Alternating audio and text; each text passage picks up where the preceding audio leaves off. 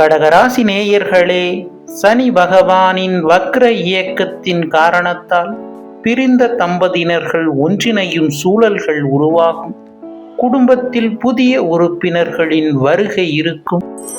வீடு மனை வாங்கும் யோகம் உண்டாகும். பூர்வீக சொத்துக்களில் இருந்த சட்ட சிக்கல்கள் அனைத்தும் விலகும். புத்திர பாக்கியத்தில் இருந்து வந்த தடைகள் நீங்கி குழந்தை செல்வம் கிடைக்கப் பெறும்.